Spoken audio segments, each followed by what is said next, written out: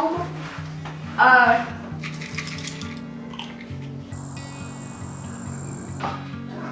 using dry to get it. So this is the one that goes. Sure. How long would that be? Well, I'm probably.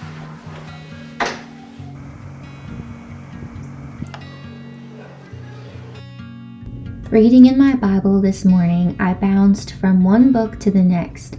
I was looking up who the Bible says that Satan is, and it got me going down a long road of the strategy that Satan used to tempt Eve in the garden. It resonated with me that Satan doesn't use any new strategies to tempt us women. All of the same old strategies that he's used in the past are the same ones he's using today. And the first strategy that he used when trying to tempt Eve in the garden was to get Eve to begin doubting God's goodness. Satan tried to get Eve to forget all that God had given to her and instead have her focus on what God had forbidden. When I read that this morning, I immediately felt convicted. How often do I lose sight of the blessings that I already have?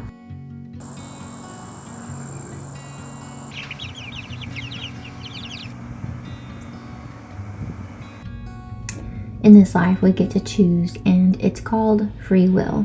Satan would love for us to fall into the trap of thinking that sin is good, it's pleasant and desirable. Sometimes we may not even realize that what he is dangling in front of us will eventually destroy us. This life can be lived abundantly. In Philippians 4:12, Paul says, "I know how to live on almost nothing or with everything. I have learned the secret to living in every situation, whether it is with a full stomach or empty, with plenty or little. For I can do everything through Christ who gives me strength." With Christ, life can be lived abundantly because we are overcome with God's goodness when we focus our attention on Him instead of what He forbids us. I recently read a book titled The Hiding Place, written by Corrie ten Boom, a Holocaust survivor. While in the midst of war in her home country of Holland, she and her family helped Jews find places and homes to hide in to keep them safe from possibly being put into concentration camps. Eventually, her and her family were captured for doing this, and she went to prison and ended up in a concentration camp herself. What stood out to me through all of the many trials and hardships that she faced was her relentless ability to see the good, to hold fast to her faith, and to endure the journey that God had given her for her life.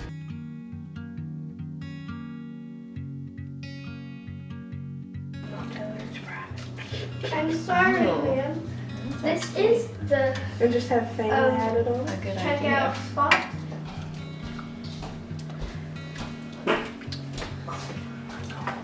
You just one string and you're good.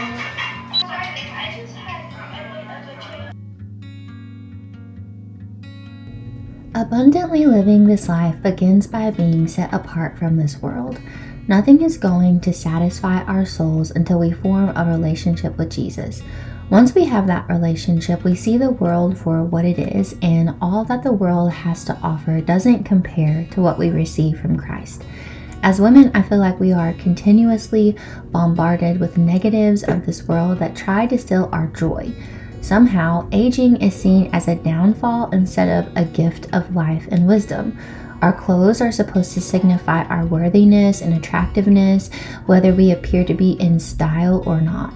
What we live in as our home is a representation of our success instead of a loving and nurturing place to disciple our children. Abundance happens when we see the eternal. We are able to see all of God's goodness, His blessings, and His mercies in the here and now. We're able to walk with God hand in hand through the sufferings of this life, knowing that one day the suffering will be gone. When the world tries to convince us that more means traveling to new and exciting places, driving the most tech-savvy car, and having the newest and nicest things, we can feel like we never measure up, and we can feel the pressure to continuously seek more. But when our abundance is found in a relationship with Christ, then we are already receiving plenty. So this is the one that goes, is that light up? Battery. I have another battery. Yeah. Here, you take this. Well, I'm probably gonna put that. When I begin to look around and soak in the abundance of blessings that God has already given to me, the things that I do not have quickly fade away. My life is a gift, and this home, these children, and my family as a whole. The memories we get to create, the time we get to spend around our dinner table, shifting my focus creates gratitude, and gratitude reminds me of the abundance of living this slow and simple life. A life that some may not understand, but a life that is planting seeds and choosing time over material items. A life that is full, not because it provides all of our wants and desires, but because we have everything we need already provided.